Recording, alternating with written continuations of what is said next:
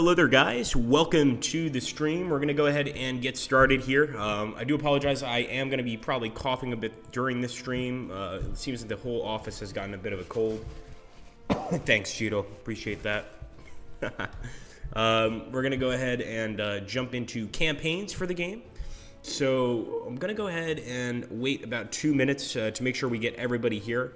We're also running this on YouTube, both of our YouTube channels. And thank you, phone. And we're going to go ahead and jump into one of the main campaigns of the game. So I'm going to just take a look here at the campaigns. And honestly, it's up to you guys what we play. I mean, I have some recommendations, but we'll go ahead and see. I'm thinking I'll probably play as, you know, if I want to be really typical, I'll probably play as the Romans. If I want to actually play with, you know, a group that I enjoy more than any, I would probably play as the Sertorians, really the Spanish, led by Quintus Sertorius.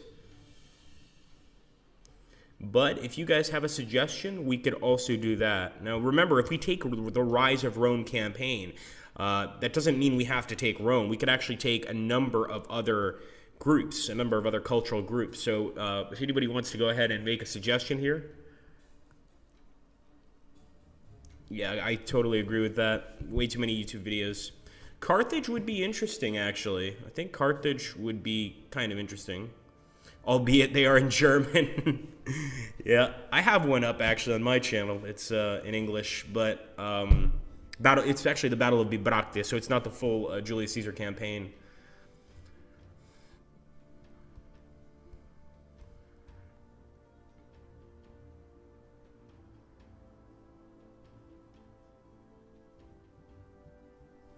Let's take a look. So we're going to jump into Rise of Rome, and I'll just let you guys take a look at the different factions here.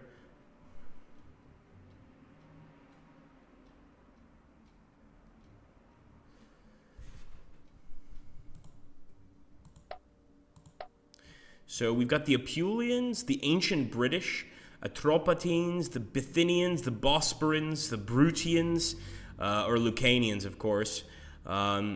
But tremendous amount here, and actually this is a group of Romans that were allied with the Carthaginians. The Carthaginians are an interesting suggestion, but I'm not 100% sure if we want to go with them. If we do, we're going to go for the Carthaginians, Hannibal and Italy Carthaginians here, if we are going to play with Carthage. So I think Carthage is going to be who we're going to play as, unless somebody else has some other suggestions. I liked Condra's suggestion here. Yeah, absolutely. Some random map mission generation. We could do that. And I think I'll take Hannibal in 216 to 203. Damian is saying Gaul. I like Gaul. That would be the Gaelic. And of course, we'd probably take 100 to 50 BC. So we've got one Gaul. We've got one Carthage. We do need a tiebreaker. So let's see.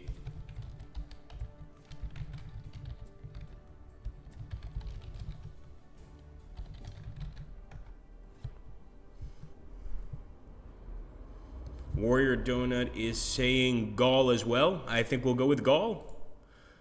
So let's go ahead and take a look here at the Gauls. We're going to take 150 BC. So, of course, the Celtic tribes of Gaul, modern France, and northern Italy were fierce warriors. Prior to this era, they inflicted several humiliating defeats on the Romans and sacked Rome in 387 BC. Several Gallic or Gaelic, Gaelic would be with an E instead of two L's, tribes joined Hannibal in his invasion of Italy in the Second Punic War. Following the defeat of Carthage, the Romans steadily conquered the Gallic tribes in Italy and southern Gaul. From 58 to 50 BC, the rest of Gaul was conquered by Julius Caesar. Gallic armies consisted of foot warbands and excellent cavalry. So it's going to be interesting to see how we do this. It looks like somebody mentioned Pontic. The creator is suggesting Saka. He really likes Saka. Pontic. Oh, okay, we had two Pontics. Now we might have to decide between Gauls and Pontus. So 2v2 Gauls or Pontus.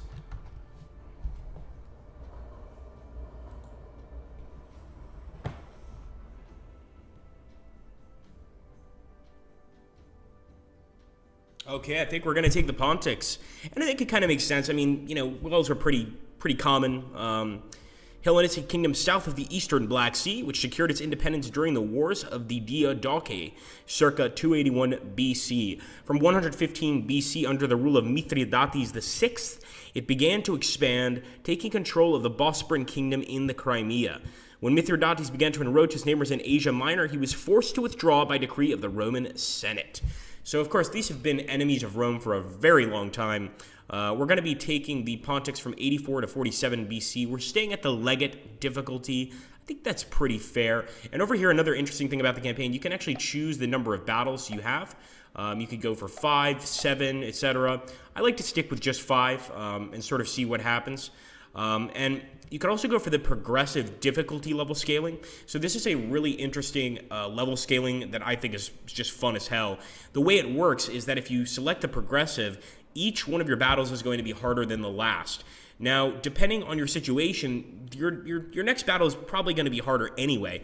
That being said, if you take this progressive category, it's going to get much harder as time progresses. So I'm going to go ahead and take the Pontics. Let's see what our first battle, or who our first battle is going to be against, because I actually just went ahead and chose potluck for our enemies. I want to see just a random enemy and face him. Let's see. So, let's see what we have. For selection. First, I want to see what we're facing here. We've got some pretty decent starting forces here, Eastern Archers, etc. I know already not to take the Scythed Chariots, and the thing about the chariots themselves is the regular chariots work fairly well, but the Scythed Chariots, if you can't break the enemy within your first charge, the Scythed Chariot runs away. So I'm going to take some Noble Lancers, first of all. I'm definitely going to take some light horse archers and some light javelin horse, because these actually did really well for us before. Now we've got some foalmen. These guys are very good warriors. They've got this massive scythe. I'm not sure if it's scythe or sigh. I've actually heard both pronunciations. That's just deadly. The Thodophoroi, sort of basically hoplites, but not as good as hoplites. I think I'm going to take some Thracians. These guys are pretty good. Some javelin men would be good, but I think we'll take Eastern Archers instead. I'd love to take some Eastern Slingers as well. I will take some more cavalry here, some Iranian armored cavalry, and some cataphracts. And of course, Imitation Legionaries. Can't live without those. Possibly one of my favorite units in the game are the Imitation Legionaries. And I'd love to take some more 30 Eastern Archers.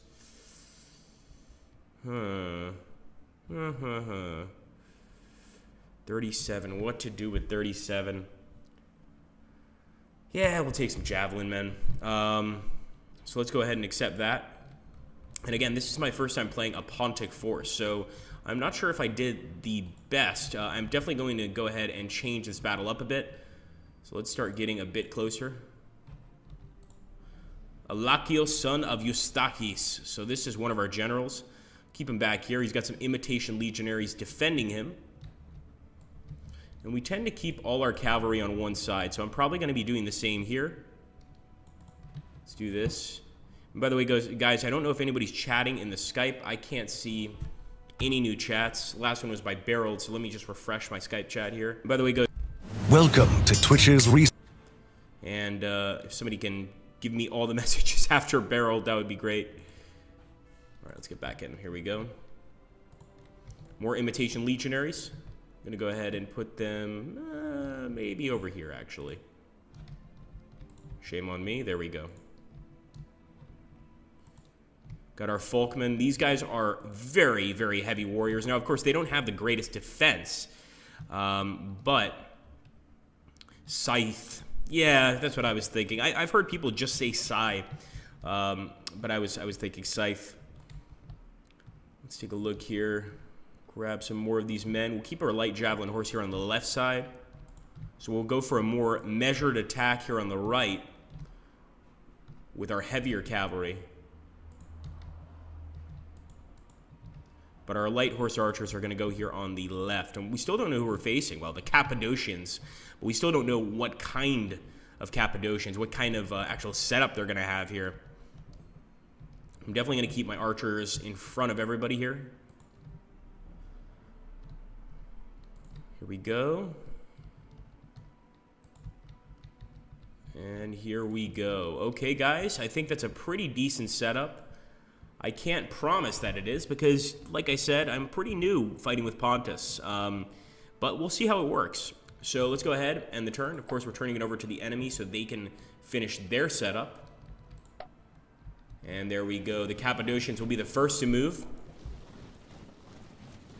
We've got an interesting line of men here. It's mostly javelin men. In fact, a lot of javelin men. So there's going to be a lot of chasing going on here. Luckily, we've got plenty of cavalry. Once again, I might not do any movement whatsoever in this initial stage here. I think I might just stand back and let the enemy come to us. That's probably what's going to happen. I will, however, take these cavalry units, move them forward, because I don't want this one getting stuck over here by the river.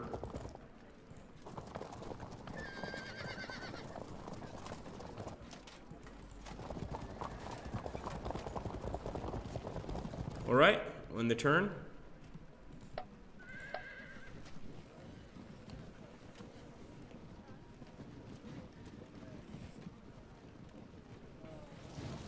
Oh yeah, this is definitely going to be a full javelin attack. I don't think I've seen an army constructed this way before, but they're absolutely going to try to take us out with consistent missile fire.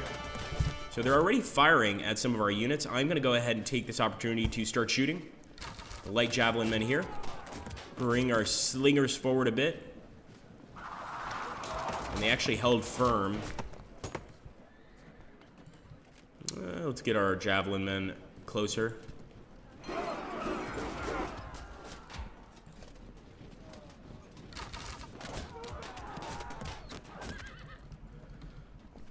And I do want to charge the enemy here, but I know better. I'm going to have to wait a bit with the Iranian armored cavalry. In fact, I'm going to go ahead and turn them in the right direction. And we can actually move up with our archers. Open fire here on the light javelin horse that the enemy's sending forward. We've got two generals here in front, Ariathis and Thracians.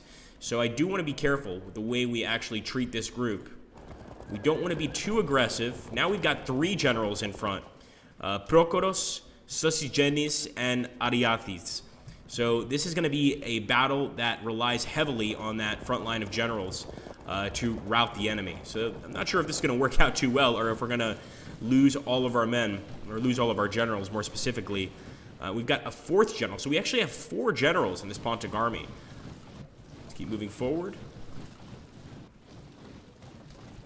Again, I'm keeping my checkerboard pattern. It's just something I enjoy. For me, it's a preferable fighting style. But I will send in some cav to go ahead and hit the enemy.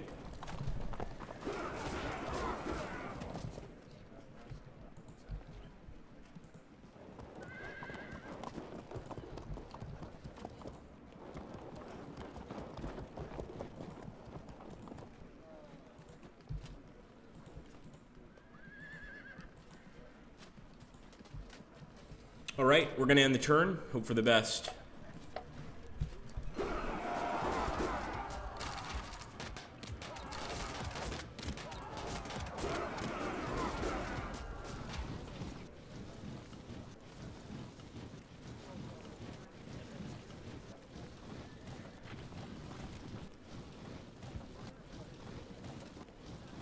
So I know as soon as I attack with my cavalry, I'm almost certain that these missile units, specifically the javelin men, are probably just going to turn around and run away, evading us. But I don't think that they can evade us for long. I think if we send in all of our cavalry, we're going to catch one of them eventually. That being said, we could wait for them to get a little bit closer, which is probably not a bad idea. That's what we're going to do. However, I am going to try to hit this unit. Of course, he's going to run away and evade. And we're actually going to end up charging the javelin men. They actually held their position. So whether this is a sign of things to come or just sort of a fluke, we'll have to wait and see. We'll move our men up just slightly. And actually, I am going to take one of our generals here, and I'm going to charge. But before I do, let me throw some javelins.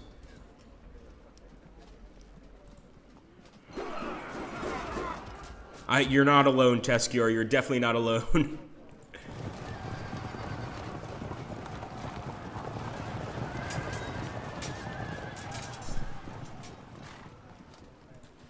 Yeah, I was worried about that. The ability to evade.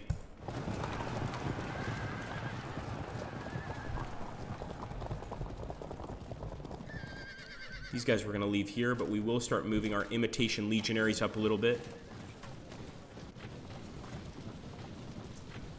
Ah, the Javelin men are not able to evade. That is good to know. So let me fire at the Javelin men here.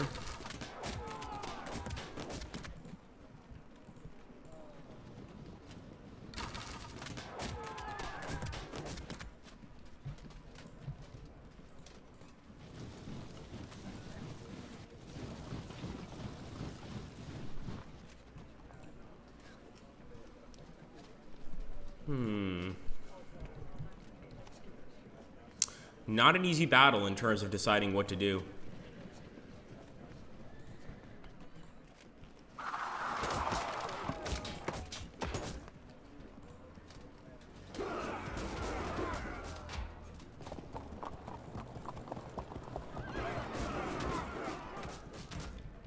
And actually, if we look over here, we've got some Cappadocian cavalry that looks pretty nasty.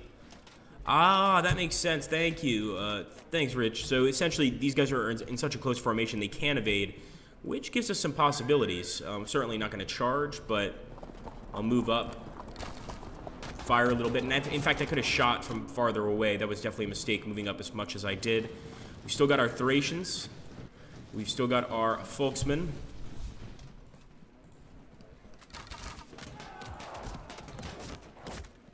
Definitely a very odd army to play with. I mean, I'm not used to an army like this. Hey, welcome. Thank you for joining us.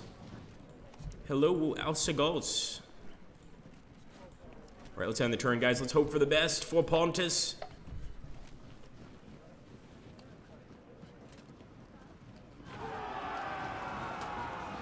Looks like one of their warbands caught us out. Oh, disrupted. No, that's not looking good for our cavalry. That was very quick.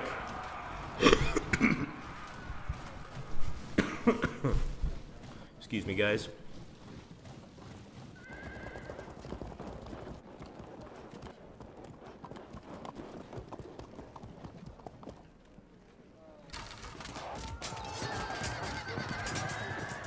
There we go, a nice 46 that we got on the enemy, 46 damage with the Procoros, son of Anquietos, noble lancers. And I'm actually going to go ahead and continue that attack. I think we can break them. If not this turn, next turn. No, these guys are nice and stuck here, the Eastern Archers. So I'm going to actually charge with our Imitation Legionaries. I expected them to run away. So now what to do with them? Well, we could charge, and actually, despite this being a melee, a missile unit, I think I could actually do a tremendous amount of damage here with the charge. 21 held firm, and it looks like even these Eastern Slingers have some pretty nice weaponry. Hold on a second, guys. Just want to change one thing. It's going to be the scroll speed. There we go. All right, so yeah, we're definitely getting some nice hits there. I do want to make sure that we catch the rest of these guys. This, for instance, it's not going to go well. The sub-general here, Phaiortes, son of Phaiortes, Phraortes, son of Phaiortes, I should say. Not the most original name in the world, but that's all right. I think we could go ahead and charge this guy. And actually, our impact is not going to be that great with the Thracians. I expected something much more powerful. We'll get a much better impact with the Folksmen. So I'm going to go ahead and attack with them. I think the enemy will run. Nope, they've stayed put. Brave, I must say. We could actually go ahead and get a flank charge on the enemy here. I'm going for it. Sure enough, we've disrupted them and fragmented them. Beautiful. Let's get a little bit closer here, but of course we've got to also throw those javelins. It's not going to work out very well.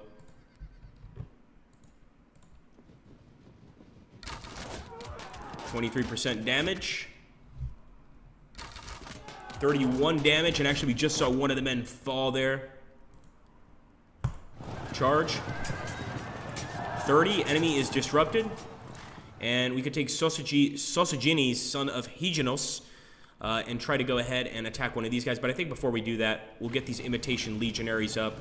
I love the Imitation Legionaries. I'm going to give you guys like a frontal view because they really do look like Roman legions. Really, the only difference here is the color of their togas, of their robes. I think at this point they weren't wearing togas. I could maybe they are. But certainly their robes are a very different color. And I'm sure they don't get the best training. I'm sure they're not getting, you know, legionary training to a T, but they're trying their best. Let's put it that way. So I'm going to move the javelins up. Already fired with these guys. So let's move up on the Thracians. And these Thracians, if you guys have not noticed, are fighting for both sides. The Thracians certainly had a lot of mercenary troops. So definitely something that was probably far more common than we could imagine. I do want to move forward with the Thuraforoi. But he's nice and stuck in there.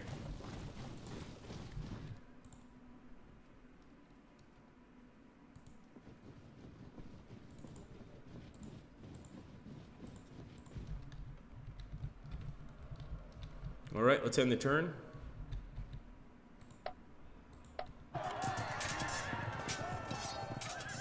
There we go. We've disrupted another enemy unit, guys.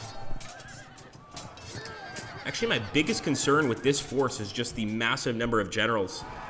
I don't want to lose a general. It's going to affect our morale, and we've got 4. So, just a few too many, I think. 17, come on, boys. He's like a ghost, says Musso. He is a little bit like a ghost.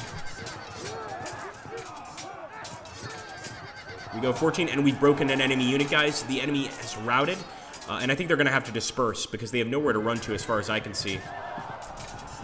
Enemy broke over here. Hey, look at that, guys. 2 units broken. Our cavalry is amazing. So this is the Iranian armored cavalry. Shouldn't this be Persian armored cavalry? And again, Richard is the master on history here. I know modern-day Iran is Iran, but you know, back in the day it was called Persia. I'm wondering if this should be referred to as Persian. Perhaps Iranian is correct. I mean, I think the geographical landmass is still referred to as Iran. Let's go ahead and open fire. And yeah, that guy's going to have to run. We could actually charge him with our archers. But I don't think it's a good idea. I'd rather get my Imitation Legionaries up there, attack the enemy, disperse them, and sure enough, that's going to cause a lot of damage to the enemy troops. They're already at 11% rout, so that's pretty good. I mean, we're off to a good start, guys. Yeah, let's pass through. Fire. 20. Nice. These guys can stay put. We would not win that match, but we might win this one with Prokoros. These are our Pontic heroes right now. And I definitely want to go ahead and charge in with the Imitation Legionaries and try to defend this Iranian armored cavalry unit. Enemy held firm. Ah, very cool. Thank you, Alexios. Let's see. We'll probably get a kill here with our Eastern Slingers. Once again, we've broken another enemy unit. The enemy's getting lucky in the sense that they're actually managing to escape from our charges. You know, usually when the enemy's closed in like this, of course, there's not a unit right there. But if there was, they would have to disperse. They'd have nowhere to run. So that's one really great situation in the current battle, is we're managing to really close the enemy in. And that's obviously going to do a lot of damage. Now, typically, I would not do this charge because we're using a light horse unit to charge the enemy. However, in this case, we're going to get a flank charge on the enemy. So that first impact charge is actually going to have a 36% chance of a victory. So I am going to go ahead and attack. And yes, Mithridates claimed to be descended from the Persian kings. That's why I thought the area was referred to always as Persia at the time period. But that definitely makes sense. And certainly a claim that Mithridates would want people to believe. Possibly true, maybe, who knows? Although, if I have to imagine, I'm guessing it's similar to the Seleucids who claim to be descended from Alexander the Great, when in reality maybe a few were, but I'm sure the vast majority were not. I think we've pretty much done all the attacks we can here. I do want to kind of get crazy and try to attack over on this area, but I think we're doing all right. Then again, yeah, I'm just not going to do it with the Thracians. What about the Folksmen? No, actually our charge would not work out well against the Phaeartes, son of Phaeartes, the superior warband here. So let's fire at them. We definitely don't want to show them our flank, so I won't be charging through to take out any archers. And I think that's pretty much all we can do. Let's end the turn. Choose the enemy. Part of the Persian Empire until it was conquered by Alexander.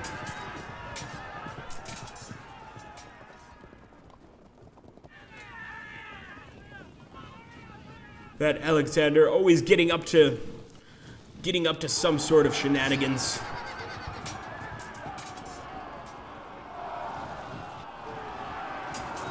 Here we go, guys. So we got some actual attacks by the enemy javelin men, but look at that, 56! We absolutely crushed them. So our Imitation Legionaries just kicked their ass. No other way to put it. Did an excellent job. Now they're attacking the Folksmen, and they actually got a really good attack here. They managed to disrupt them. So maybe we should have attacked. I don't think it would have made a difference because the impact was still pretty bad. But I'm surprised that they attacked, or on that diagonal attack there.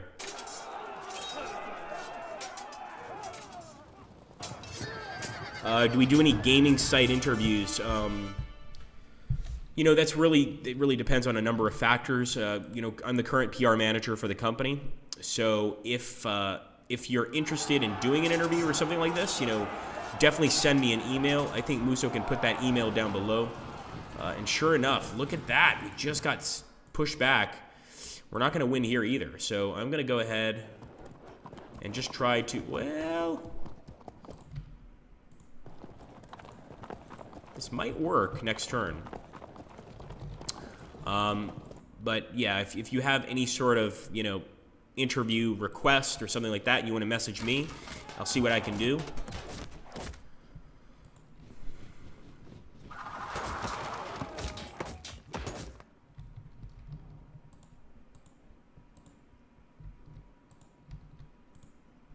See what we can do about the enemy right here, and that's going to be Casualties. And I'm going to go ahead and charge right into the javelin men. I want to break them. But Casualties is definitely a concern of mine. They're already attacking my poor Imitation Legionaries. What about a charge here? Actually, it wouldn't work out too well. What about this? Nope. Let's just try a regular old shooting attack. And actually, we just saw one of the Cappadocians take a dirt nap. That's beautiful. Boom. What about Imitation Legionaries? Go for it, boys. For Pontus. There we go. This is one of the first battles where our cavalry is really doing, I think, the best job, quite frankly. Pretty even right there. I'm going to turn Ariatharis over here to face the light javelin unit. I'd love to get some more boys up, but the fact is we are pretty boxed in here. You know, the entire line is more or less taken up. However, I could move up this group of Imitation Legionaries. Don't forget, though, that this group of Imitation Legionaries has Akakios in the group. So we've actually got a general here. Seems a cool name for a general. Yes, I think it does.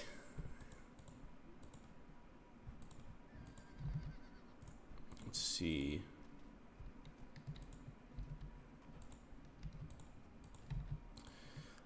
Yeah, numbers-wise, I'm winning, but in terms of the actual battle itself, you know, the thing about, well, one thing I've noticed, at least for Field of Glory 2, is it's really not over until the fat lady sings. This is the kind of game where you could think you're winning, you're doing great, and all of a sudden, you know, something happens, you lose a general, or something, you know, on these lines, and it messes your entire strategy up. And then again, you could be in a position where you're certain you're going to lose, and you end up, you know, pulling off a really nice maneuver and winning the battle. So I never say whether I'm winning or losing in this game until I'm absolutely certain. Right now, I'm actually not feeling great about the battle, but then again, I'm looking at all these javelin men, and I'm just thinking to myself, like, we can handle these guys. This is, you know, this is a bit below our pay grade. We can pretty much deal with these guys, I think, without much issue. Take care, Burl. Thanks for stopping by, bud. And hello, Leiter Schneidel. Good to see you, man. Let's end the turn, guys. Turning it over to the Cappadocians. Sure enough, we've disrupted another enemy unit, but unfortunately some of their units are rallying. That is not a good sign.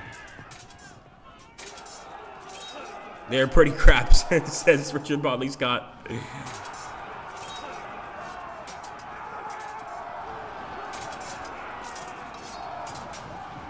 More disruptions there with the javelins.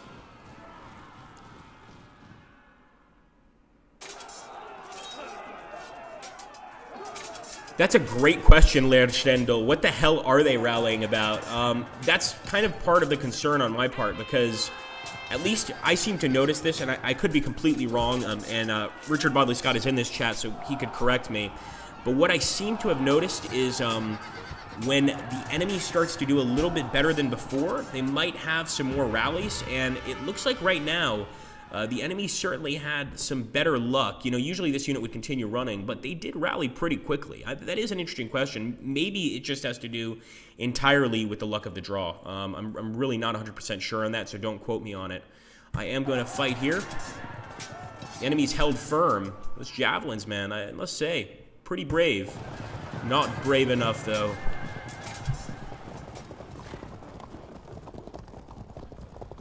All right. Let's take a look here from the actual top. I just want to see the battle from up here and see what's going on. Thank you, Donnie. Yes, that's what I like. I like what you just said there. A couple hundred arrows in their melons might unrally them. We're also just going to take a nice close look here at our Iranian armored cavalry. I mean, I am so loving these guys. They are vicious in combat, and they look like they're pretty wealthy. Obviously, a lot of these are noble cavalry. I would assume that a lot of these noble cavalry units probably are fairly well off. These individuals are not poor. They're not, you know, just citizens, regular citizens. These guys absolutely know what they're doing. And there we go. We've broken another unit. But unfortunately, the morale check on the rest of the units, they held firm. They didn't give up, which kind of is a little surprising. Let's attack here as well with the Imitation Legionaries. And we'll also fire a nice volley into the enemy. And Alexio says there's a random chance of them taking a cohesion test to rally each turn. Ah, okay. Once they get away from the immediate fight. However, if they rout 5 times without rallying, they disperse permanently. Ah, fascinating. So that makes sense for sure. Getting into this fight, our charge is not going to be ultra powerful, but it looks like in melee, we're still going to beat the enemy. So I'm going to go ahead and do this charge with the Iranian armored cavalry. Don't forget that we're disrupted. So I wouldn't recommend you new players to really attack with a disrupted unit. I want to say no matter what the odds are, but if the odds are good enough, go for it. If the odds are, you know, neither here nor there, I would say just wait, basically. Let's turn and fire here. We're chasing our men right now. And no, we don't stand a chance against the enemy. Let's see if we charge from behind. Our charge would be good, however, our melee after would be terrible. We would essentially definitely lose. I'm going for the charge, hoping that the charge alone can break the enemy, but clearly it cannot. And here our charge percentage of a win, it's like 3%. It's really not good. Yes, we certainly are, Pixel. Alexia says the Cappadocian army is the sort of army that you play as a challenge once you get good at the game. You have to be a great general to win with them. Yeah, I can definitely see that because they certainly have a lot of javelins. You know, it just seems like a very javelin-centric army, which is fascinating, of course. Let's see what we can do here. We've already attacked these guys. Really want to get the Thorofodai forward, but I don't think there's much they can do right now anyway. Make sure we've attacked with everybody. 10% chance of a win. This could go either way, but here we could definitely get a victory. 7, come on. 13. Come on, boys. You could do better than that.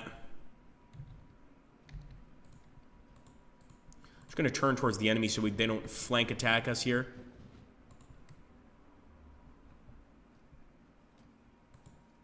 Hello, welcome, Scutari.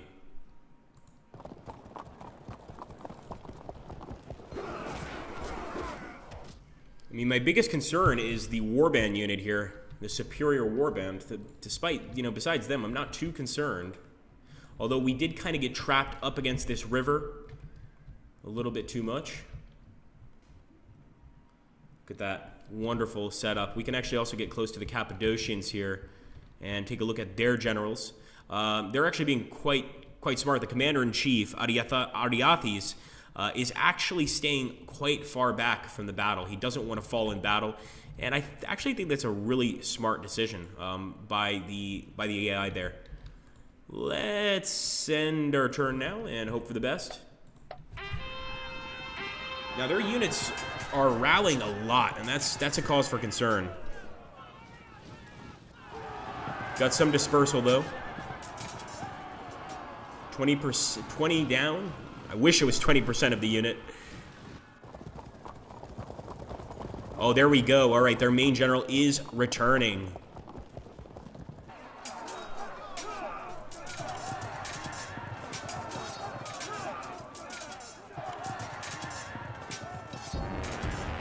General fallen. That's an enemy general for sure there. I believe it is because I just saw all of the enemy units take a morale check there, so I think we just killed an enemy general. The Iranian Armored Cavalry. I'm pretty sure the Imitation Legionaries just knocked him down.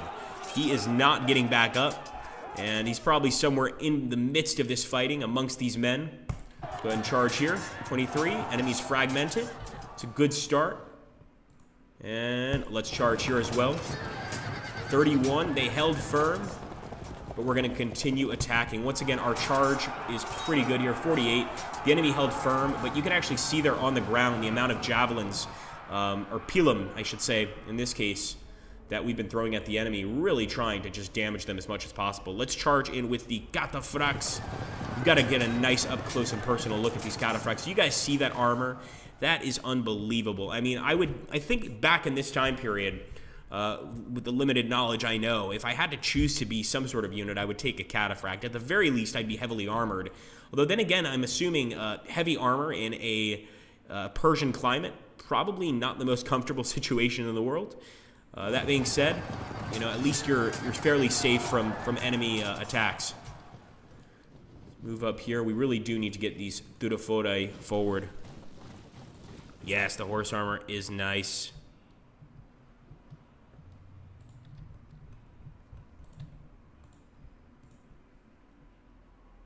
So we could actually get a good flank attack, and I think I'm going to play this against the enemy.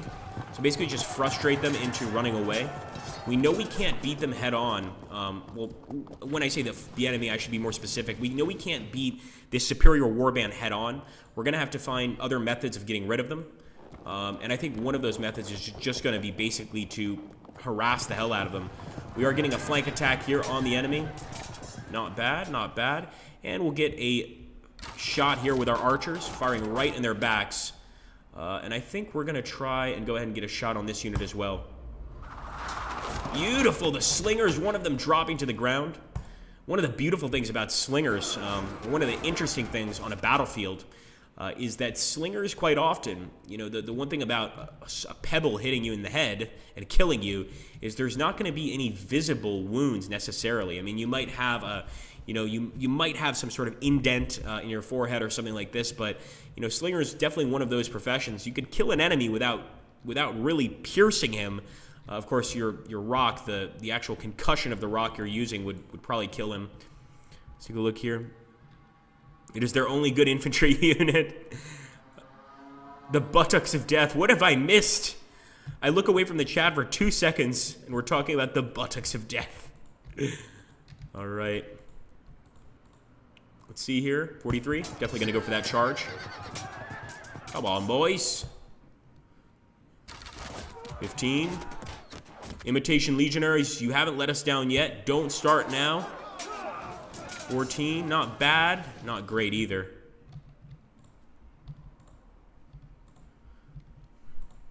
And we've got some more Imitation Legionaries here. Can definitely win this fight. 10, the enemy did hold firm. And we could basically see the enemy line here if we're just taking a look at the line. The enemy is definitely enveloping us just a tiny bit more. Not really, actually, because there's actually a lot of fighting going on here on our left flank. Their right flank, of course. So I'm thinking that things aren't going too bad right now. I'm actually thinking I'll win this, but we'll have to see. A DBM thing. And I'm sorry, I'm not getting the acronyms here. What's DBM? I'm not getting the acronyms. I was born in the wrong century, I tell you guys. All right, here we go.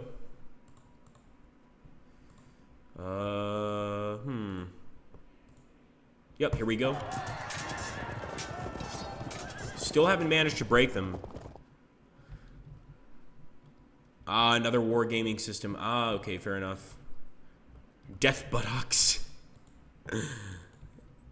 Ah, de bellis multitudinis. I'm sure I mispronounced that Latin horrifically, but I tried.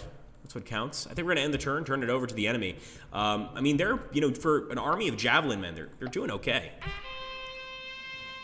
They're rallying a lot more than I'm used to, and they just auto-broke our Imitation Legionaries. That's not good.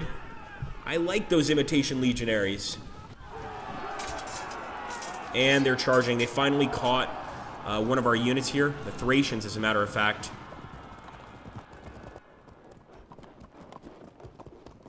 And actually, if you guys see the difference now, it's becoming pretty even. 13% loss on our side, and 22% loss on the enemy. We did just manage to break that unit. That's pretty cool.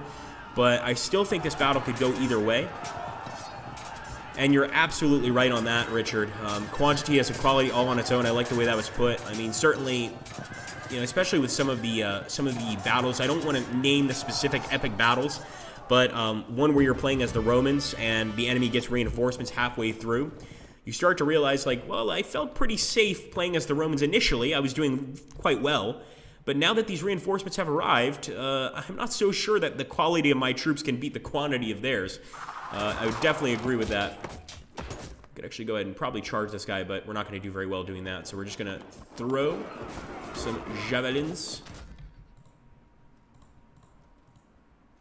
Oh, definitely wouldn't win that. 28% chance of a win here on a flank attack. Of course, we're not flanking with the correct troops by any stretch of the imagination. And I think that Casualties will probably break us.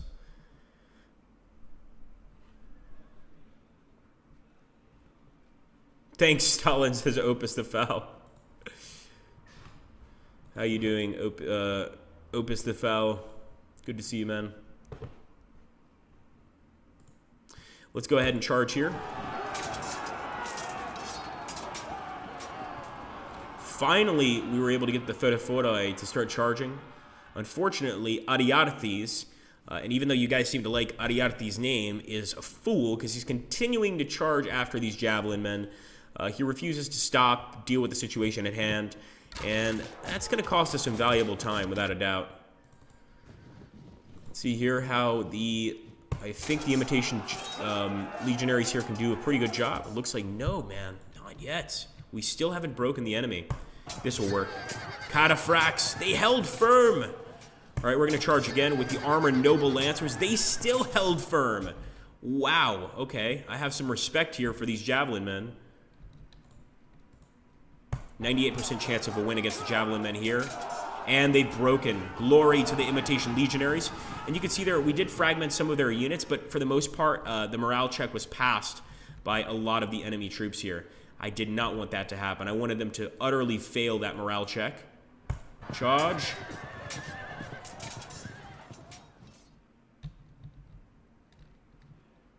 At least you don't have to paint the figures, says Richard Bodley Scott.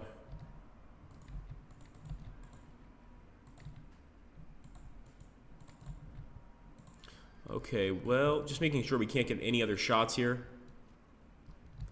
We're not going to be able to hit that unit. However, we could get over here with our Eastern Archers and eventually hit this Javelin Men unit right here. So that's something to keep in mind. But I'm pretty sure we're going to break on this side very soon.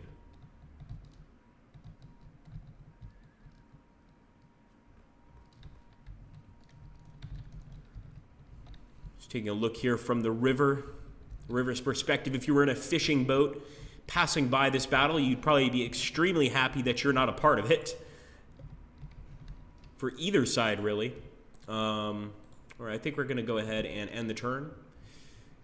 I'm a lot more careful about ending the turn, particularly when I'm playing with an army that I'm not too familiar with, which is definitely the case with Pontus. I don't want to make any mistakes, but I think we're going to have to go ahead and end the turn, hope for the best. Here we go.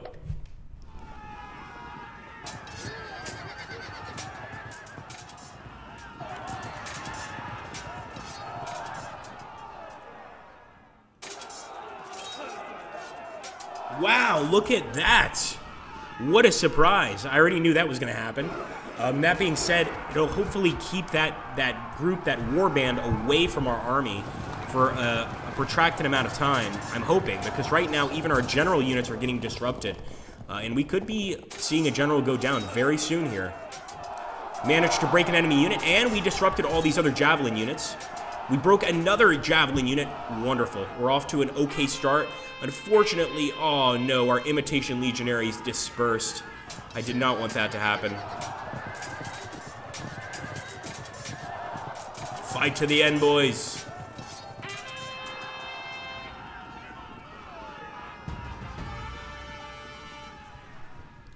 I was wondering, Richard, you're always able to give us really good information, historical information. I don't know if you could let us know that something that's always fascinated me about these ancient wars would be what would be the most common injuries that, and I don't mean mortal wounds, but I guess what I'm asking is what would be the most common survivable injuries in a situation like this? If you can enlighten us, that would be awesome. We're going to go ahead and attack here. We're charging the enemy. 31. Enemy's fragmented. Probably should have fired first. In fact, I should have fired first. Let's see. See if we can break them here. 8% chance of a break. This is going to break them. Fragmented, man.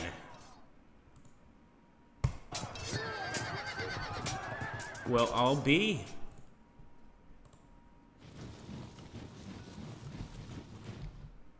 Try and get a flanking charge. We're not going to do well against this unit in combat, but maybe with a flanking charge we'll get lucky. I'm also going to go ahead and just fill these guys with arrows.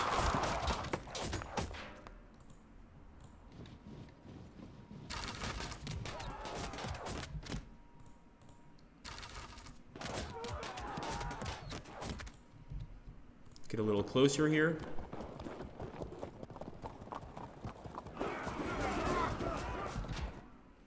And we're also going to turn that heavy armored cavalry back around to hopefully get into a nice little fight on his return. 26, and we've broken another group of enemies. Perhaps this is where we start winning. Look at that. Wow, a lot of breaks here. A lot of breaks on the enemy side. 48%, guys. I am going to charge with my Terrafore, but I know the enemy's going to run as soon as I get there. Sure enough, that's what happened. At least we got them away from our men. Let's take a look here. So I actually want to read this. Well, they were pretty well protected in the middle by shields, helmets, etc. So it seems likely that arm and leg wounds would be common. Of course, nobody knows. Someone once tried to make me do a project analyzing the wounds in the Iliad. That's really cool. That's a cool project, though, Rich. But I chose to study Ambroise Paré's 16th century surgical manual, arrow wounds, instead. Very fascinating, man. So I'm guessing, for instance, probably a common wound, for instance, if you took maybe a rock from a slinger in the kneecap, maybe you have a broken leg there, you're not going to be effective in combat. Or obviously if you got slashed with a gladius on the leg, something like this, probably a wound that if you don't attend to it fairly soon, you're going to bleed out. I could certainly see that. But I do think it's certainly, for me, a very, very fascinating question, sort of how these wounds would come about, what kind of wounds they would have. But I think you make some excellent points there. It's really hard for us to say. We can only guess. Of course, it's completely subjective. Let's go ahead. We're attacking.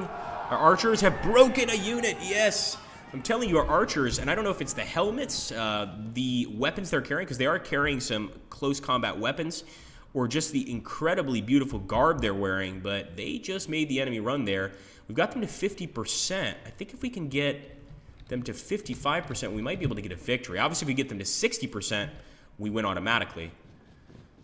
Let's fire here at the enemy general. Ariartes.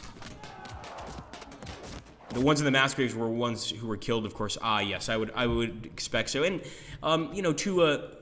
Well, I actually wouldn't even... I was going to say to a lesser degree, but not even to a lesser degree. Even in the American Civil War, I can certainly think of situations which is, you know, of course, hundreds, thousands, well, 1,000 about, maybe, let's see, BC, you know, 200, let's say, all the way to AD 1864, something like that.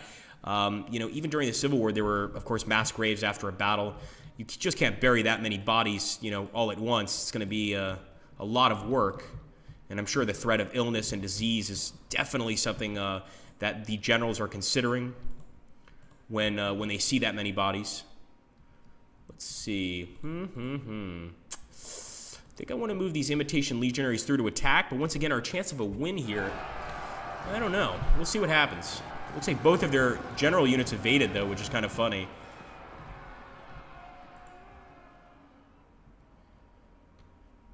Balance between warbands and Roman favors the Romans, but warband units are cheaper, so you get more. And I'm just quoting Richard Bodley Scott here. Also, sometimes the Romans run out of steam because the warbands have spare men in the rear ranks. Ah, so don't start losing combat power after a few losses. Warbands are, in fact, very strong in this game. Oh, I can absolutely tell that. I mean, we've certainly had some interesting situations with the warbands, this one being the most recent. But when these guys want to fight, they have no problem showing you their capabilities here. So we are going to go ahead and end this turn fairly soon. I hope we still have a chance here. It's a very interesting battle.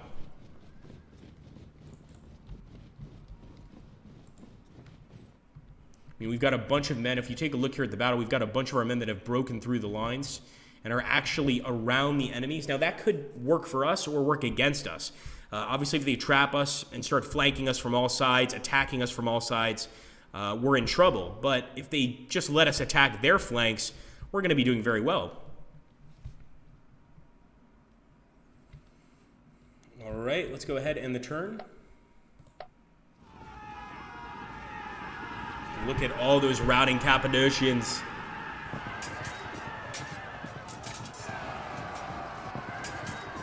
Oh, that might be a rout on our side. Oh, maybe not.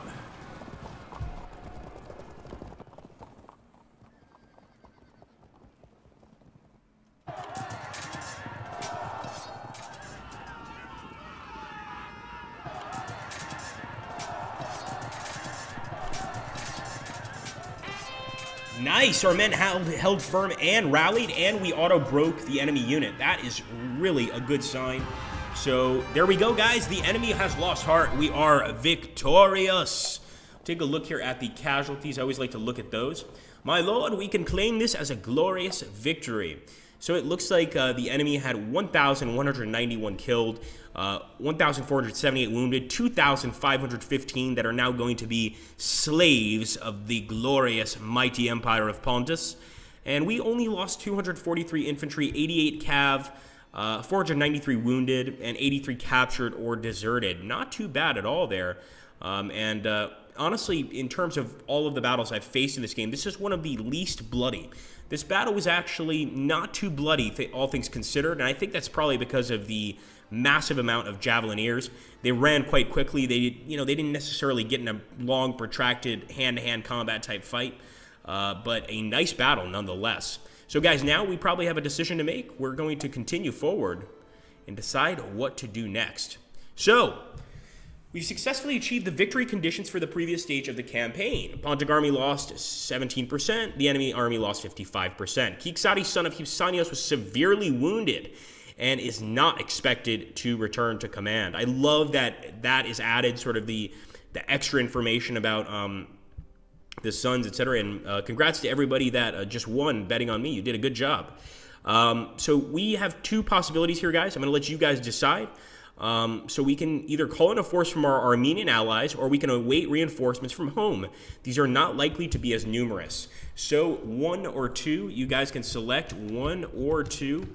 And I think as soon as we get to 5, we'll go ahead and make a decision.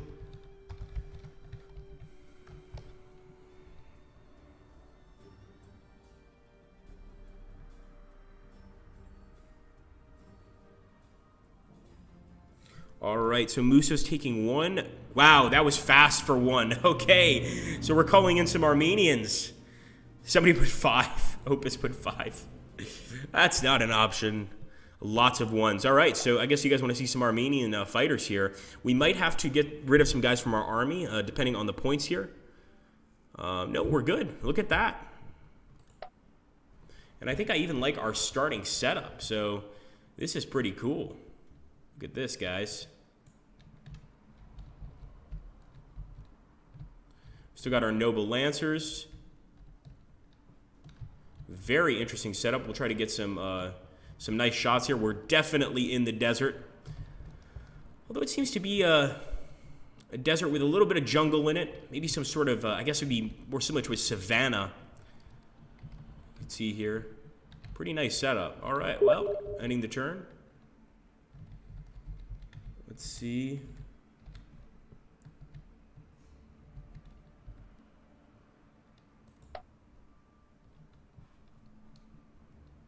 Second, guys.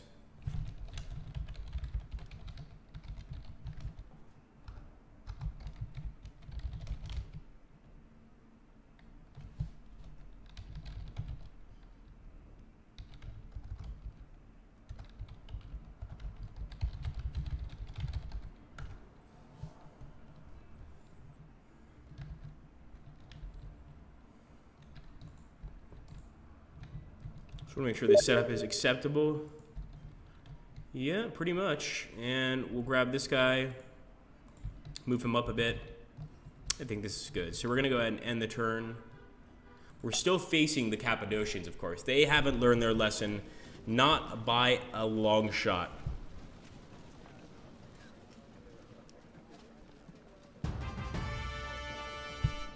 So I think what we'll do here, guys, we're about midway through our stream, and hey, Commissar Bro, how's it going, buddy? Good to see you, man.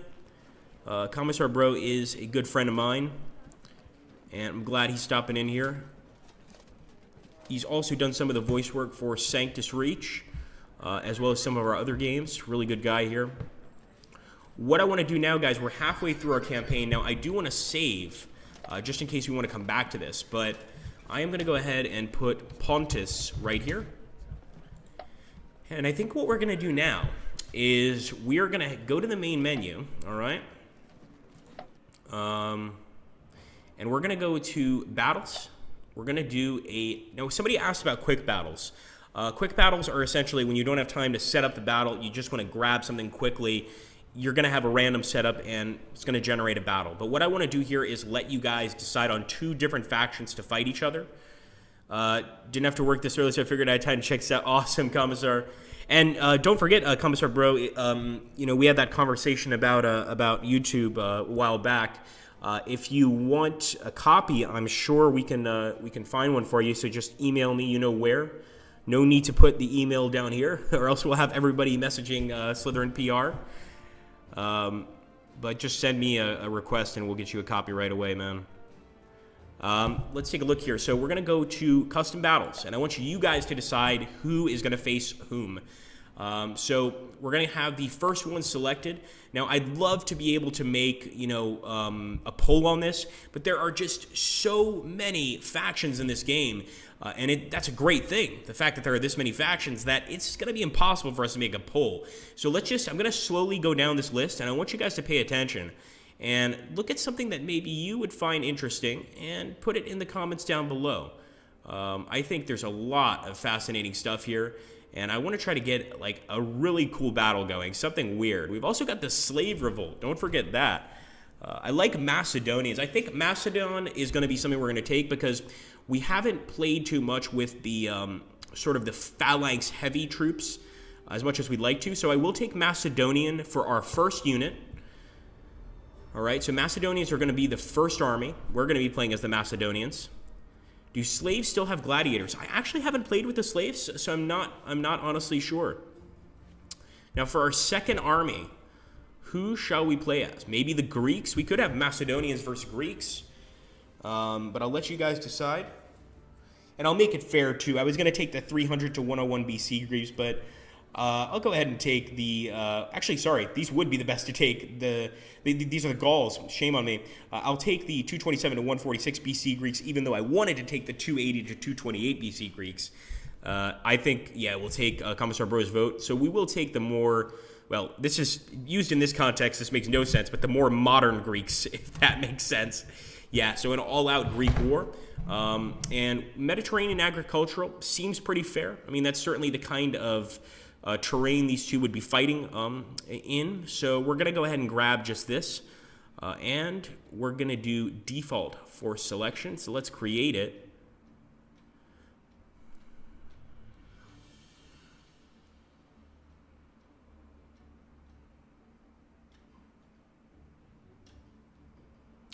I'm not sure we have Indo-Greeks. We might, but I do think we have Mountain Indians that are probably the equivalent of Indo-Greeks. But right now we'll play Greeks, Macedonians.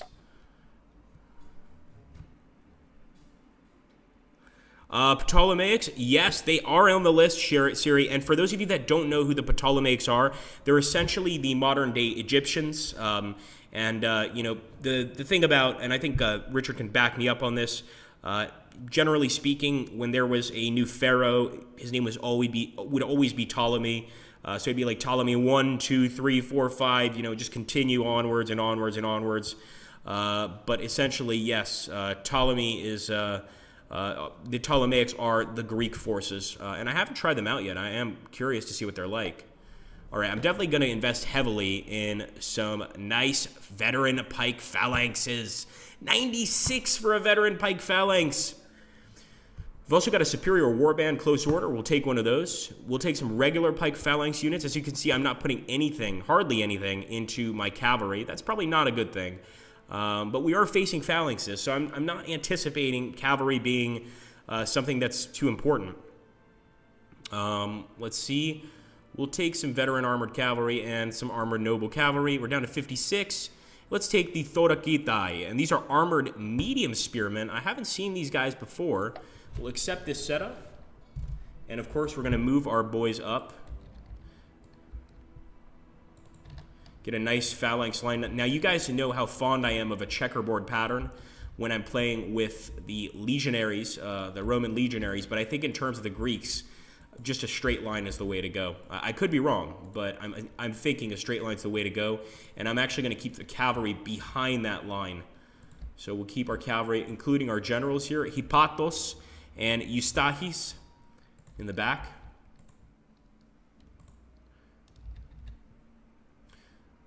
Thank you so much, Richard. Yep. But they were not Egyptian. So see, I've learned something myself. I guess not technically Egyptian. I'm assuming they still call themselves pharaohs. Maybe not. But I can certainly understand the mix there. All right, so I think we've got a pretty nice line. I mean, look at that. Look how pretty. I have to say, I mean, a lot of the armies in this game are pretty. But the Macedonians and the Greeks, with those lines, it's just incredible. Just the way it looks, it's amazing. Let's go ahead and pop out, and let's face these Greek dogs. Macedon is superior. Oh boy, look at that line. Oh yeah, their line is looking awfully similar to ours. Late Ptolemies do, yes, thank you, Alexius. We could take a look at the Ptolemaic list before the end of the stream, if we have time. That being said, this battle looks like it's going to take a little while, and the enemy is definitely attacking sort of, I don't know if you guys can see this, this left hook of the enemy's line. I'm scared it's going to hit us here or try to envelop us. So I might move some pikemen out. Then again, nah, you know what? We'll join them in battle. Today is a good day to die. Let's go. And the turn.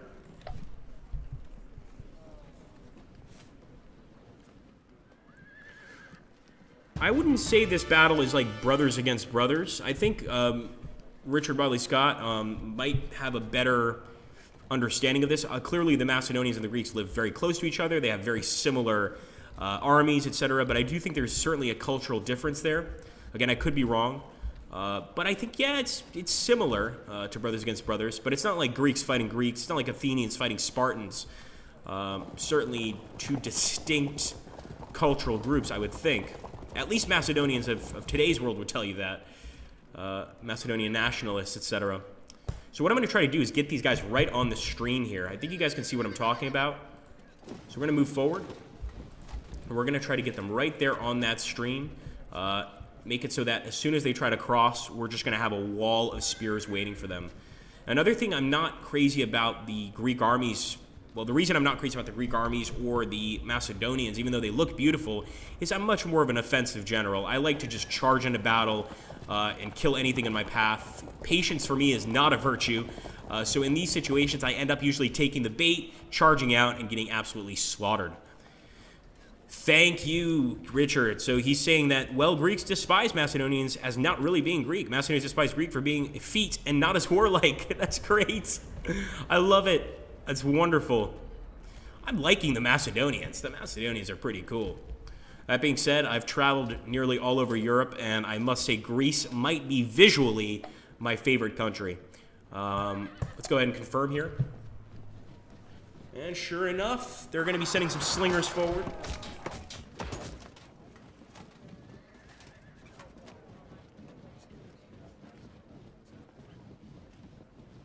Now, I think I know better not to charge across and try to engage one of these missile units with a hoplite unit. Or do I? That's the question. Or do I? Of course, they're going to evade. Let's give these guys just a little bit of bait here. So we're going to go ahead and move these generals forward. I'm also trying to catch these missile units. But I want to see if we can give them some bait, essentially, to go ahead and move their line forward. We'll take a look at these lines. We could see how, in comparison to the other lines we fought, the other armies we've used, these lines are certainly a lot more ordered, a lot more orderly in general.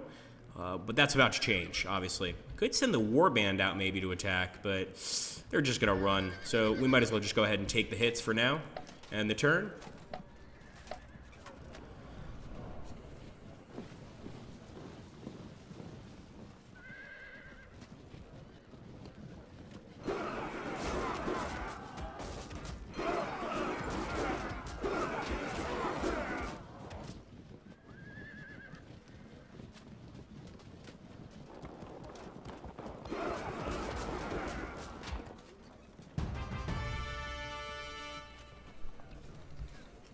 Let's see.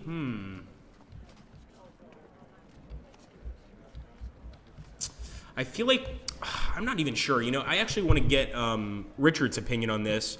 In a situation like this, where you've got these missile units pounding you, but you've also got hoplite units that essentially aren't going to be able to move forward too much, and you've got another spear unit approaching, or another spear formation approaching, do you send some men out to attack the missile units, or do you just stay put? I'm thinking you just stay put. I could be wrong. Certainly wouldn't be the last time, or the first time, I should say. One thing I am going to do is actually move these generals back. That did not work one bit. But we could keep chasing these guys.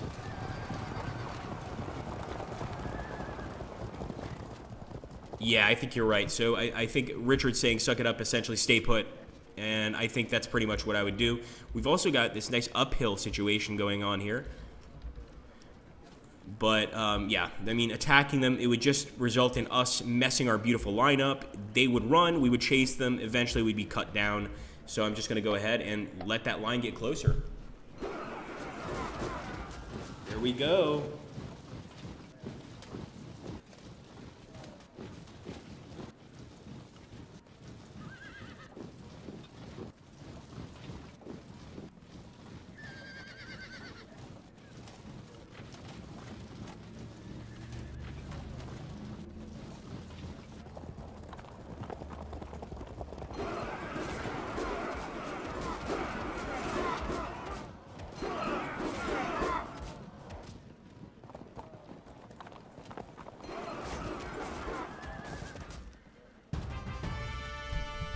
Okay. I think we'll move back with our general since there's is getting quite close.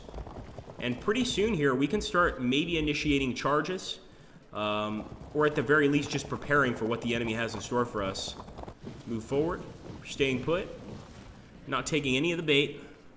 But I will throw this. And hello, welcome to the channel.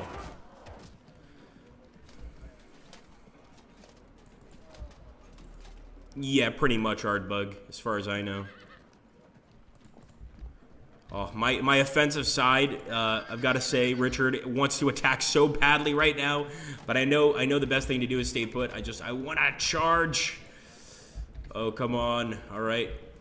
Let's go. End the turn.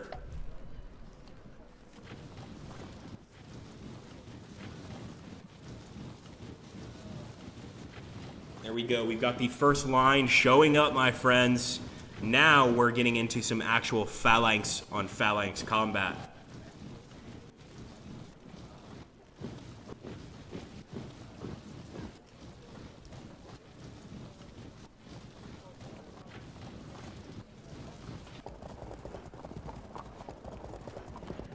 And also, I was actually talking about the Pilum a few streams ago, just the effectiveness of that weapon.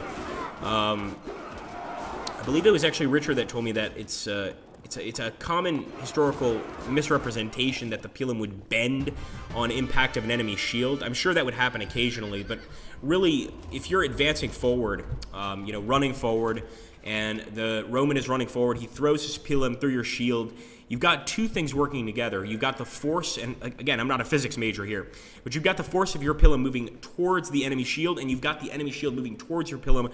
Once those two meet, even if the enemy's stationary, if that Pilum goes through the shield, you've got a dead enemy. Or at the very least, you've got an enemy with a Pilum beautifully stapled to his chest, which is not going to make for a very effective warrior, as you could probably imagine.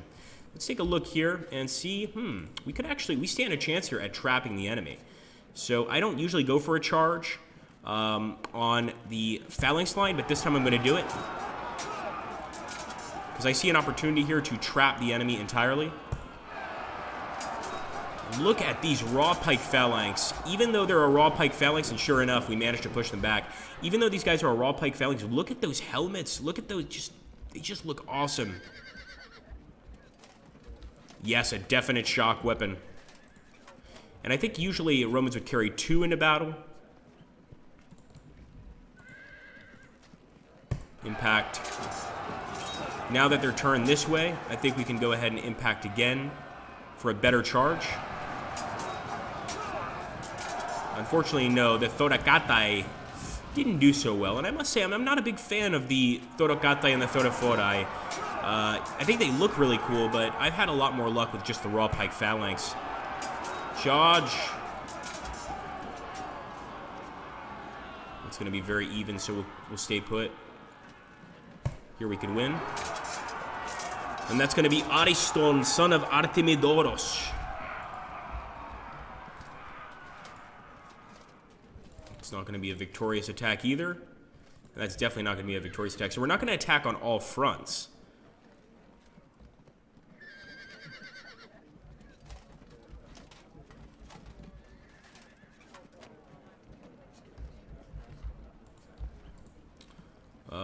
And of course, we're going to keep our line here. I might charge just in this case, and the only reason I charged was I was trying to get over here to try and get a better attack on the enemy phalanx. In general, I would not have charged this light javelinman unit. Although now that the enemy's closer, I might go ahead and do just that. Probably not a good idea. But you got to take a risk sometime, right? So let's also go ahead and attack him here.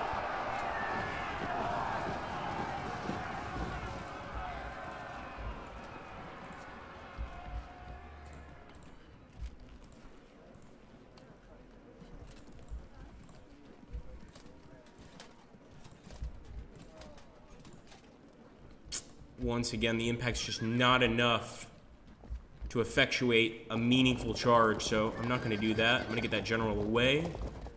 And we shall end the turn and turn it over to the Greeks. Your pikes on the right side of the battlefield are in rough terrain, so they may not do very well. Ah! Thanks.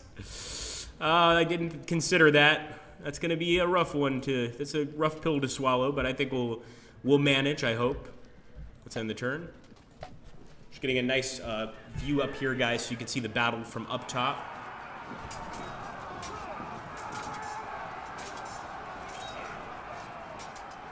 And yeah, I can definitely see what Richard Bodley Scott is talking about. 46 men just dropped right there.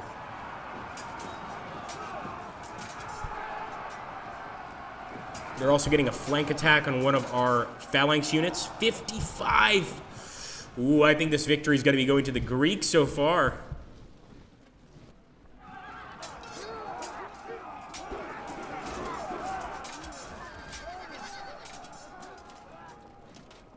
Still going to chase our generals.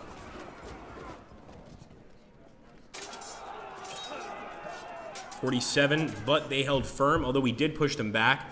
And I love this back and forth with the phalanx. You can see we started off in these beautiful lines, you know, straight lines, and now they're pushing us back, we're pushing them back, and we're all mixed in together. I'm almost certain that there must have been situations in battle which must have been terrifying, where, for instance, and I hope you guys will get what I'm saying here, you would be facing an enemy pike line like this, right? You'd be facing them, your head would be forward, you know, thrusting your pike, trying to kill them, and all of a sudden, another enemy pike unit would push this unit back and be side to side next to you. And I wonder what would happen in that situation. Would you take out, you know, a sword and try to, like, stab at the guy standing, you know, feet away from you? I really am curious to know what would happen in that situation. I think right now we're going to go ahead. We could charge here, and we should be able to impact this guy for some serious damage. 14, he broke. Beautiful. It was a warband, though, that got that attack. Not our typical soldiers.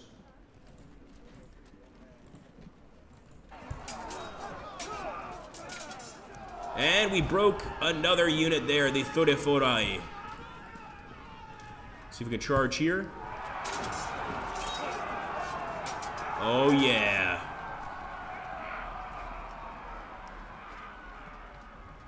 Pikes are very badly affected by terrain disorder, and that does make sense. You know, obviously, if you're fighting in an area that's where you're going to be unstable on your feet, that pike is not, you're not going to be able to hold that thing with as much force. And I'm sure it's not going to deliver as much force. And look at this. We can get a flank charge on these raw pike phalanx units. I think we might be able to break them, guys. Kill them, boys. 58. They held firm, but now we're trapping them into a deadly grip. A death grip.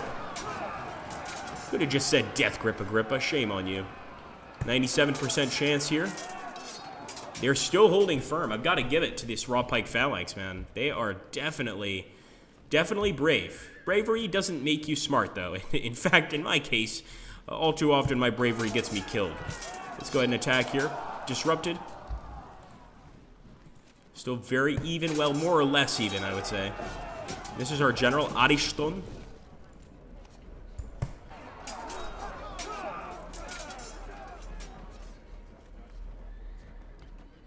Rough armored warriors. So again, a charge of their cavalry really wouldn't do much here. We'd probably end up hurting ourselves more, so I'm once again going to move back with my cavalry. My general units, just kind of pull back. This is why I took mostly non-cavalry units. I knew since we were facing essentially an army of pikemen, you know, it's probably not in our best interest to take a lot of cavalry. So at least we did that right. That we're not going to win that charge. What about over here? Nope. Not going to win that charge either, but at least we have the top of the hill. And we'll end the turn.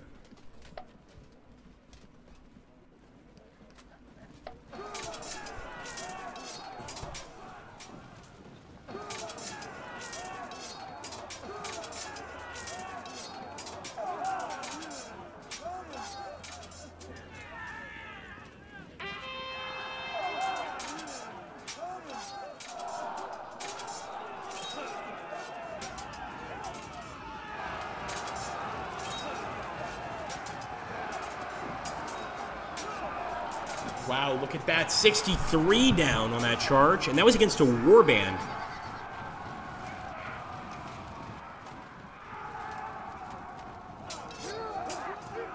Hey, David, how's it going, man? Welcome to the stream. So unfortunately, that Javelin Man unit did break.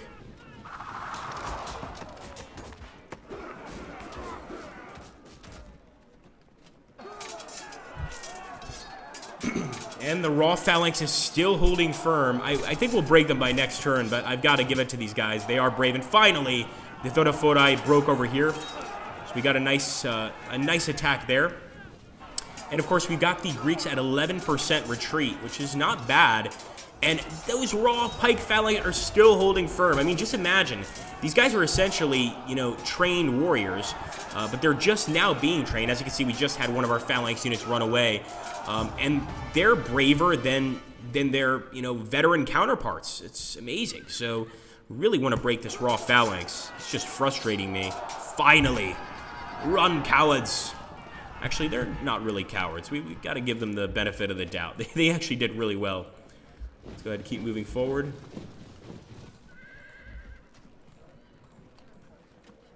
Attack. Enemy held firm, but they were pushed back. And now we're getting behind the enemy, and we might also be able to get a nice flank charge here. Sure enough, flank attack. 34, enemy is fragmented right now.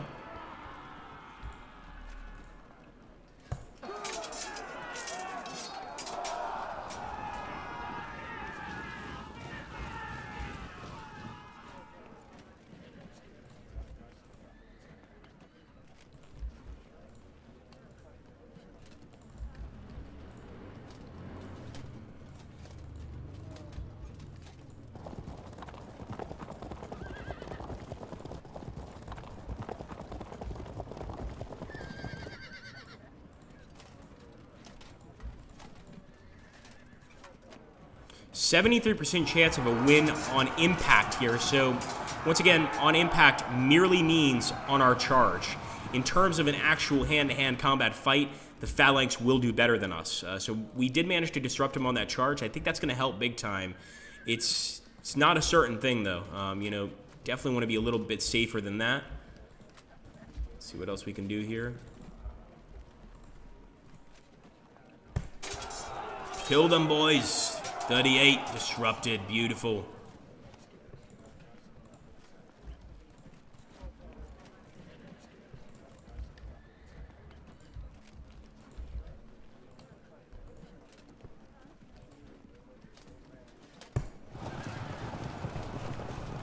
We might have just taken the bait. We're getting very close to the enemy units.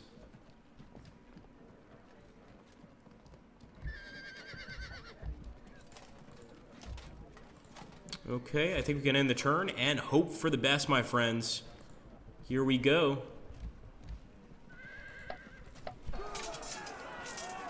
$50. Oh, they did a lot of damage there to our Phalanx.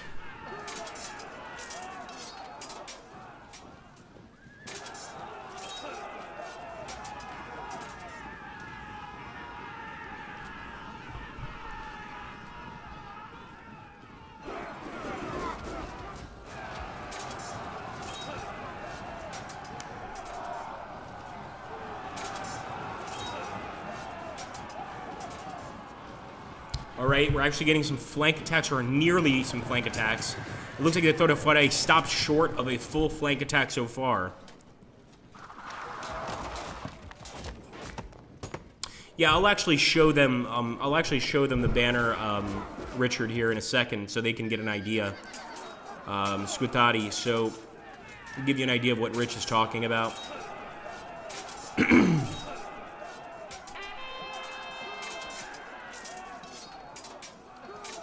Just let the turn play out and we'll take a look.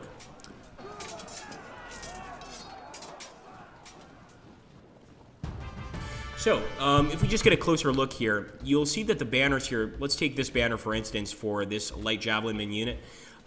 It's blue and the bottom is white, basically signifying that, you know, this unit is not in any way concerned about losing. They're not disrupted or anything. They also don't have anything on top of the banner. However, this unit right here, this Pike Phalanx, has red on top of the banner, which means that they're fragmented. They're very, very close to running away. And the yellow means that they are disrupted, which isn't as bad as fragmented, but it's one step away from being fragmented, and certainly the unit is not feeling well. By the way, did you guys see that pike phalanx guy just drop to the side? That was beautiful. He's got slashed by a superior warband. I am going to charge here. I've been waiting to do this charge for a while, and this is actually one of the enemy general units. It's Archivos. If we could kill Archivos, I'm going to be a very, very happy camper. Don't think we can reach him this turn, but we'll get there. We'll get there.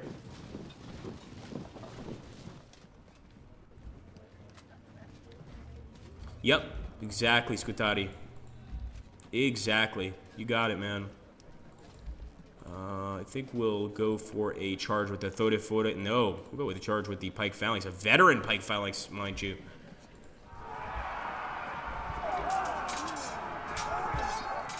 "21 enemies broken." There we go. And they've routed. And what Richard is speaking of, the tatters, I'm not sure we have a good representation here of a tattered flag. Actually, we do. So if you take a look here, you see how this unit has routed at least once. So if you look at the bottom of the flag, there's a few rips on it. I don't know if we can get close enough for you to see that. If we look at this unit, they've routed twice. You can see that it's ripped pretty badly on the bottom. So this represents the numbers falling, actually the amount of units, you know, there that have been lost since the start of the battle. And no, we've lost our general. We lost our general there. Of course, that's going to cause massive disorder amongst our group. But I think we still can win, right? Kind of? No, I don't think so. Been doing so well, too. Just crushed the Cappadocians. And we're about to be killed by a bunch of effete Greeks. I don't approve. Alright, let's see.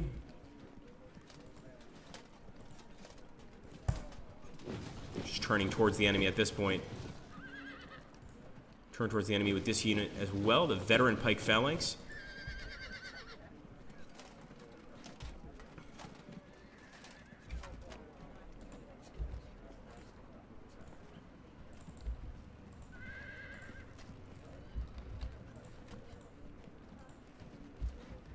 Not too much we can do here.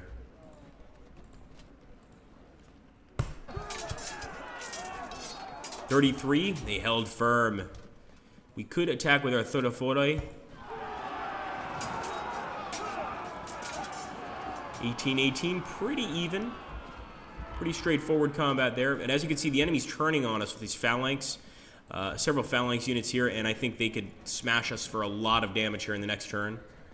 There's not all that much we can do about that. We could charge the enemy with cavalry, but we're going to be cut down. Although, no, there is no although. There is no although.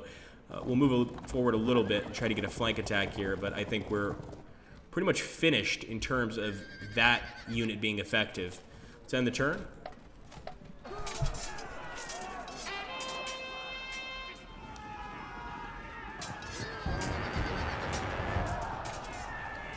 General fallen. Now, that was an enemy general, so two generals just died, one after the other. One enemy general, one of ours. I think that's a pretty fair exchange. We've got two specific groups of units, and I'll actually zoom out to take a look here at the two distinct groups here that are fighting amongst each other. But this is almost like two battles going on at the same time.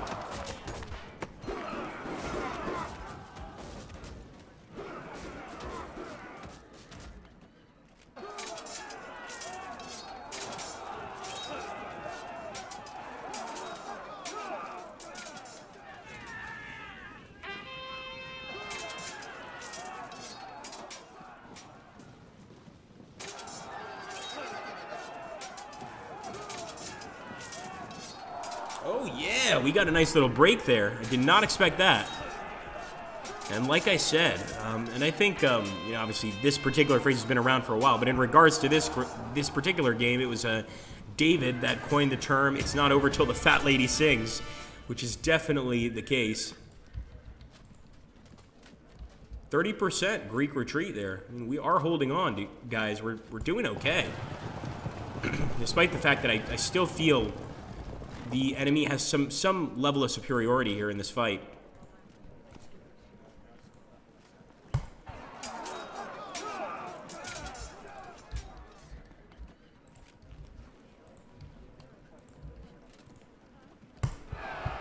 Nice charge here.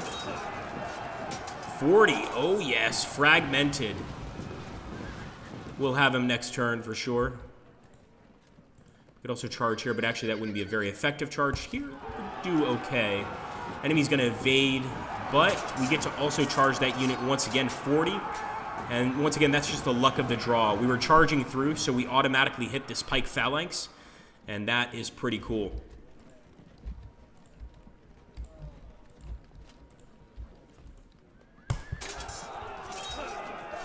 Yes, we've broken him. Beautiful work there by our Superior Warband. Now, for those of you that don't remember, the Superior Warband had a general attached to it before, so we've lost that general in combat. It's been rough, let's be honest. It's been very rough for both sides.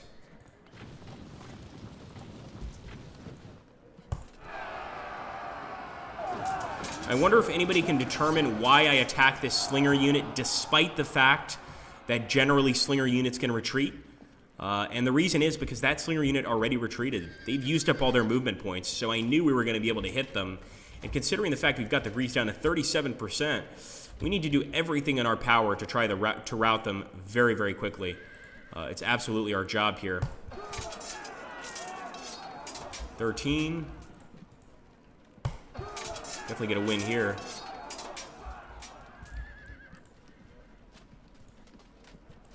We're not going to be able to attack their spearmen, so we're just going to move back. Let's see. Taking a big risk with that charge. There's really only 1 percentage point between victory and defeat. Thank you, Alcigos. Okay, we're going to end the turn. Look at all of those routing Greeks. I think they're right, Richard. I think the Macedonians were right. The Greeks are 2 feet. They're just running immediately. They can't stand up like a real man and fight. Might be time for us to take a victory. And by the way, I'm liking that little camera shot we're doing here. It's sort of like an eagle flying overhead. Hope I'm not making anybody dizzy. All right, let's end the turn. Look at all those dead men on the field. Man, it's been a rough battle. Most of them are wearing Greek uniforms, but of course we've got some of our own over here, dead on the ground. Maybe just wounded, who knows? Perhaps the surgeons can help them after the battle. Surgery in this time period, though, not what it is today, as you can imagine. Probably be better off just taking your chances and hoping the infection passes you by. Let's go ahead and end the turn.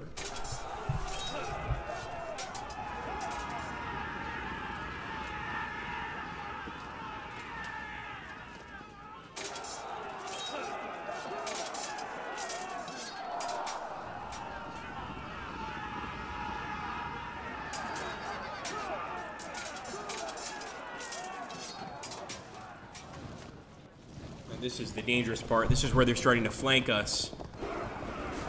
So no matter how well we've done so far, they can still turn us.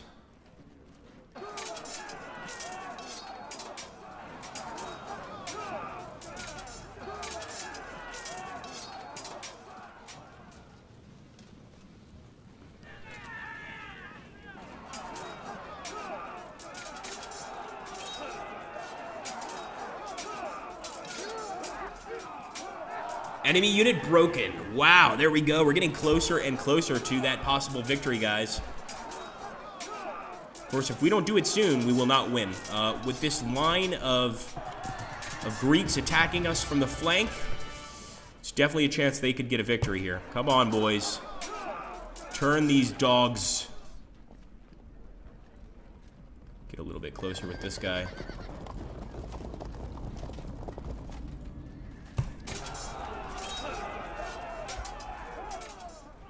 This unit is very close to breaking. Unfortunately, we're not in combat with them currently.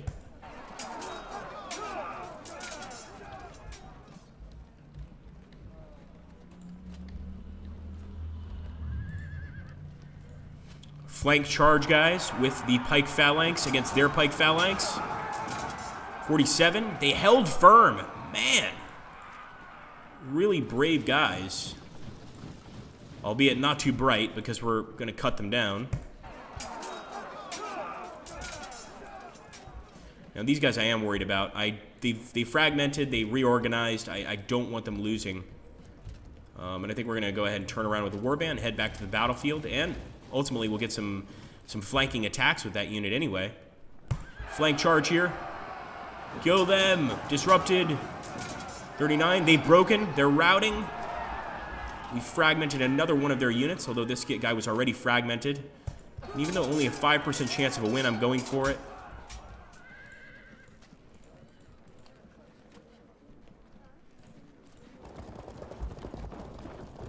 Get a little bit closer here.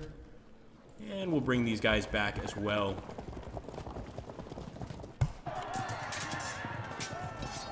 All right, let's end the turn. I want to make sure we've moved everybody first. Just give me a second, guys.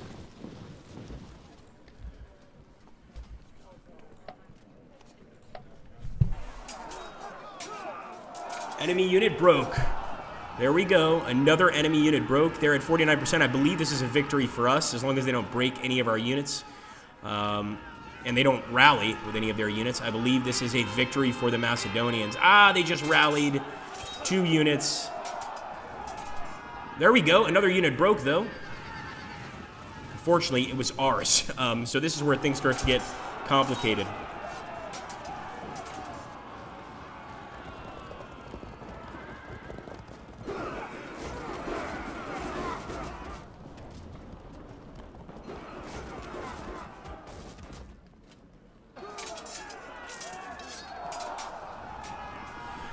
There we go, another enemy unit broken and several enemy units disrupted, guys. We're so close to victory, yet so far away. Had another unit of ours rally. Beautiful. The enemy has lost heart. We are victorious, my friends. There we go. Macedon has won.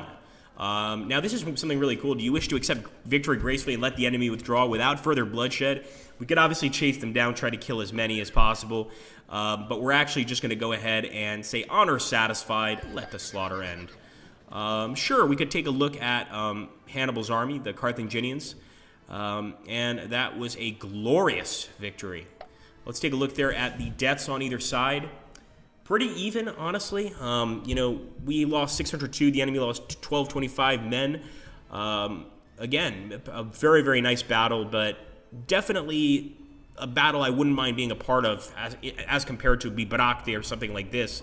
Because here you have a chance of surviving at the end. But that was rough. I loved how that basically started off, you know, really well ordered and wonderful looking, and just ended in an absolute chaotic mess. But we still won, so there we go. And no problem. I'm glad you won. So far people have been betting on me. You're making a wise decision, guys. So we will take a look at the Hannibal army list. You've been victorious this time, but other battles await. Of course they do. All right, let's take a look here at the... Now, we're just going to take a look at the Carthaginian army list under Hannibal. Of course, you could play Carthaginians not under Hannibal. There are differences. But I do want to let you guys know we are ending the stream here very, very soon. So if you have any questions, I'd ask you to go ahead and ask them now. This is the right time to do it. So this is the Hannibal in Italy army list right now. Spanish Scutari, African spearmen, and look at those African spearmen. You can actually see the units on the right side. The Spanish Scutari may be one of my favorite units next to the Legionaries, the Imitation Legionaries, I should say, because since I always play as the Sertorians, it's my favorite faction are the Sertorians. I tend to always grab some Imitation Legionaries. And of course, what would Hannibal's army be without elephants? And 50 for an elephant, that's very cheap. Very, very cheap.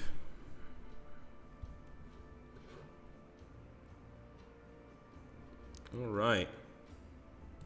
Could take a look at Hannibal's other army. Hold on. And that would be 216 to 203 BC. This one has veteran African spearmen, Imitation Legionaries, my favorite. Italian foot soldiers as well. So at this point, Hannibal is already on the Italian mainland. and getting some really fascinating soldiers. I definitely prefer this more recent army list. Balearic slingers, of course. Awesome, awesome stuff. All right. And we'll just take a look at the average Carthaginian army here, just regular Carthaginians. The Carthaginians have 5 army lists. So what's this Campanian? Following the Oscan conquest of Greek Campania in southern Italy in the late 5th century, Campanian armies consisted of a mixture of hoplites and Oscan javelin-armed foot. Interesting. Well, let's take a look at the Carthaginian army list for 146 BC. Well, 235 to 146, and once again, very interesting here. A lot of pointy foot units, Italian foot, Spanish scutari, mercenary hoplites even, and of course those famed African spearmen, as well as some war bands of the close order. I mean, Hannibal had, or the Carthaginians in general, you know, worked with a lot of different cultures, but Hannibal specifically could get just about any culture to fight underneath him. So that's beautiful, of course. And I think the next time we play this, I might have to play as Carthage. I'm really liking the way the Carthaginians are starting to look here, to be honest with you guys. I like their army setup. That being said, guys, I want to thank everybody for showing up, for stopping by, for taking a look at the stream. As always, I want to thank Richard Bodley Scott for not only making an excellent game, but being available for the stream to not just watch, but also give some advice. Thank you, David, for stopping by as well, another employee of the company. And really appreciate everybody else stopping by. And, of course, thank you, Muso Cheeto, for being the moderator for this particular stream. I am going to ask Muso to please share our YouTube channels. We always do that at the end of the stream, guys, our Matrix and Slytherin Games YouTube channels. Muso's also even shared my channel, which I really appreciate, the Agrippa Maxenius channel. And we always like to drop those before the end of the stream so you guys can stop by there, you know, watch some more videos, you know, just have fun, essentially. You're always welcome to stop by. But thank you so much, my friends. Take care. And glory, in this case, to Macedon. What a hell of a victory we just had there.